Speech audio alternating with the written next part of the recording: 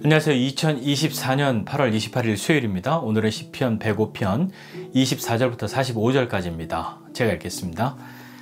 여호와께서 자기의 백성을 크게 번성하게 하사 그의 대적들보다 강하게 하셨으며 또 그 대적들의 마음을 변하게 하여 그의 백성들을 미워하게 하시며 그의 종들에게 교활하게 행하게 하셨도다.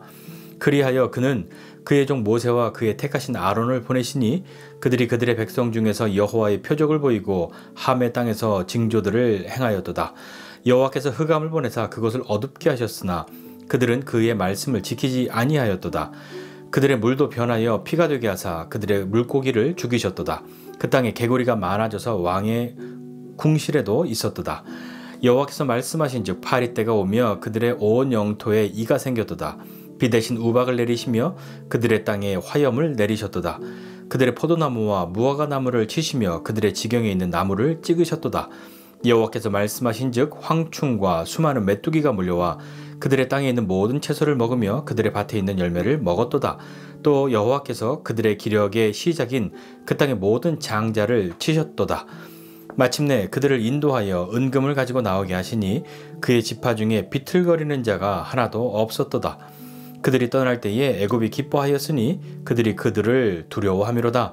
여호와께서 낮에는 구름을 펴사 덮개를 삼으시고 밤에는 불로 밝히셨으며 그들이 구한즉 메추라기를 가져오시고 또 하늘의 양식으로 그들을 만족하게 하셨도다.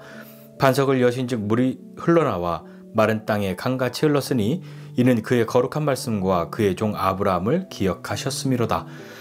그의 백성이 즐겁게 나오며 그의 택한 자는 노래하며 나오게 하시고 여러 나라의 땅을 그들에게 주시며 민족들이 수고한 것을 소유로 가지게 하셨으니 이는 그들이 그의 율례를 지키고 그의 율법을 따르게 하려 하심이로다. 할렐루야. 아멘. 네, 인생은 해석이다 라는 말이 있습니다. 우리에게 일어난 일들을 어떻게 해석하는가, 어떻게 반응하는가 하는 것이 중요하다는 그런 말이죠.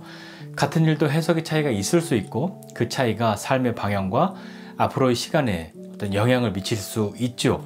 그래서 지나온 시간들을 살피는 것은 단지 어떤 추억에 잠기거나 불안정하고 무기력한 현실에서 도피하고자 과거에 함몰되어 지내는 것이 아니라 어제의 시간이 오늘의 나를 그리고 오늘의 내가 내일의 나를 만들어감을 바라보아야 할 것입니다. 그래서 지나온 시간, 그러니까 역사를 기억하고 바르게 해석하는 힘이 중요한 거죠. 우리의 인생, 특별히 우리의 믿음의 여정은 어떠합니까? 소위 말해서 그때는 몰랐지만 지나고 나니 하나님의 뜻을 알게 되었다라고 하는 그 말은 그 이전과는 다른 해석을 할 수 있게 되었다는 말과 통하는 것 아니겠습니까? 이스라엘은 자신들의 지나온 시간들을 기억하고 바르게 해석하는 것이 필요했습니다. 오늘 본문은 이스라엘 백성들이 애굽에서의 삶과 출애굽 그리고 광야 생활을 간략하게 말하면서 그때를 생각하고 기억하게 하는 거죠. 애굽에서 번성하여서 그의 대적인 애굽보다 강성하게 되니까 애굽 사람들의 마음이 변해서 이스라엘 백성들을 미워하고 그들을 교활하게 그렇게 대하도록 그렇게 되었습니다. 이스라엘 백성들의 그 번성함은요, 애굽 사람들에게 두려움이 되었죠.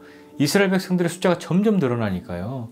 우리가 잘 아는 그 모세 이야기에서 볼 수 있는 것처럼 산파들에게 명령하지 않습니까? 사내 아이가 태어나면 죽이라고 그렇게 말할 정도였으니까요.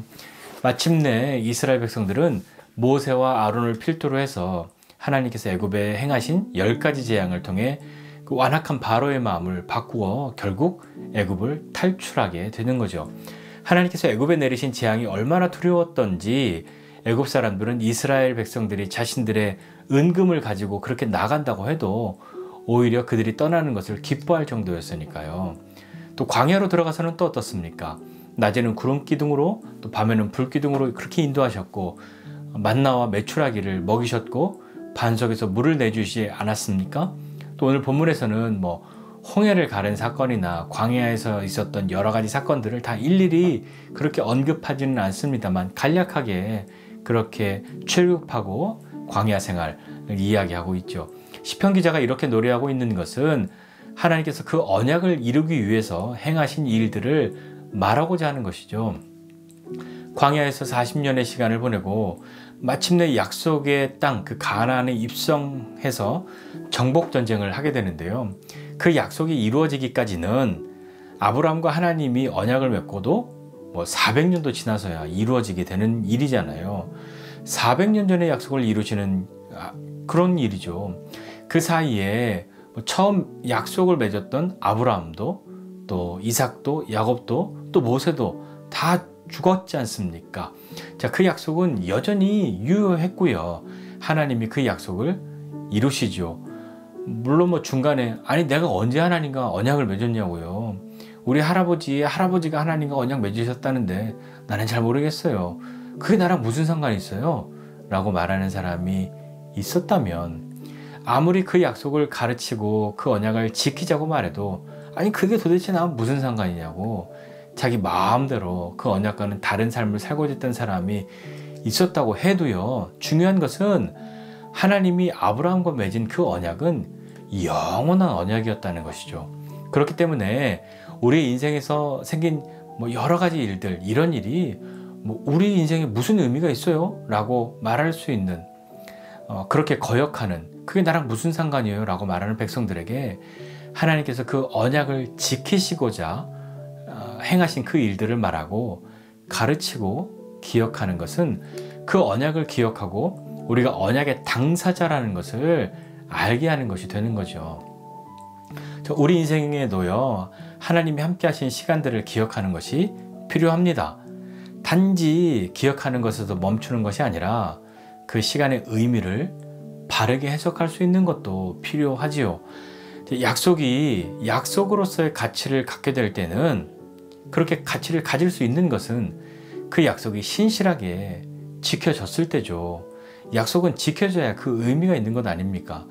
우리와 하나님과는 어떻습니까?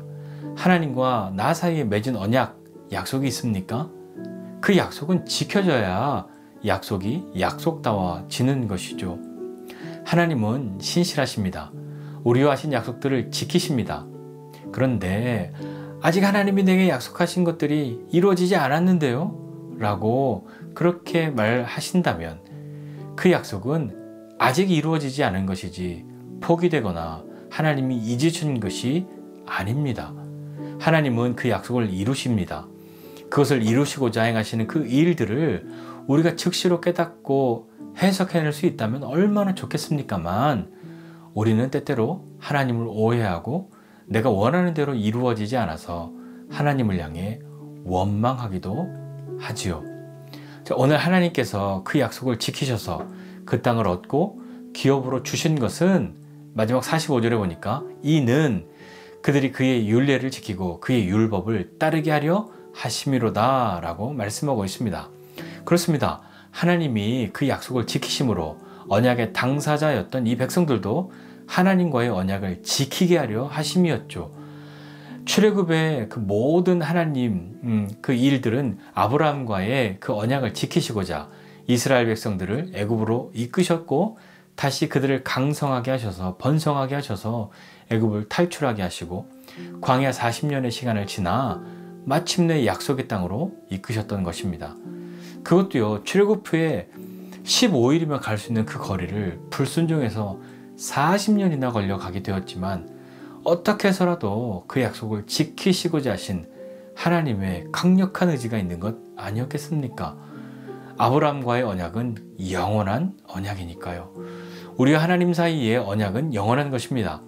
하나님이 우리의 하나님이 되시고 우리는 하나님의 백성이 되는 그 놀라운 언약이 여전히 우리 인생 가운데 유효하다 하는 것을 믿고 믿음으로 자녀된 우리의 삶에 하나님의 약속의 말씀이 이루어지는 그 놀라운 은혜의 경험들이 넘쳐나면 좋겠습니다.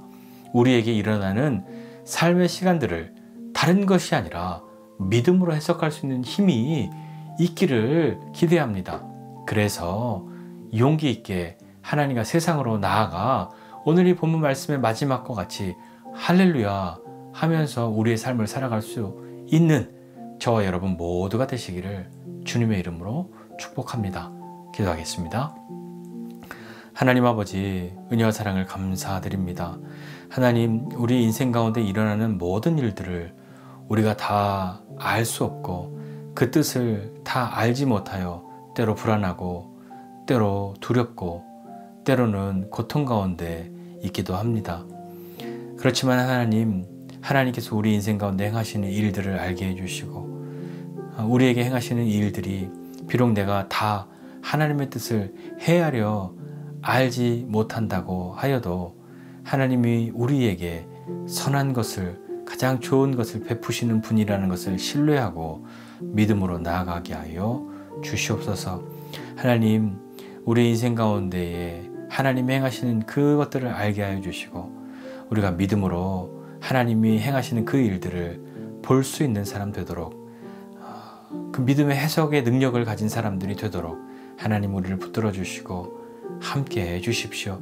그래서 우리의 인생, 우리에게 주신 시간들 매일매일을 믿음으로 용기 있게 살아가며 우리 인생에 할렐루야를 외칠 수 있는 우리의 매일매일이, 그리고 우리의 인생이 주님을 찬양하는 삶이 되기를 원하오니 주님, 오늘도 우리에게 은혜를 베풀어 주시고 함께하여 주옵소서. 주님과 함께하는 믿음의 삶을 용기 있게 살아가는 우리가 되도록 주님 붙들어 주시고 오늘도 함께하시는 주님과 용기 있게 나아갑니다. 주님, 오늘 우리에게 새 힘을 더하여 주시옵소서. 감사드리고 예수님의 이름으로 기도드립니다. 아멘.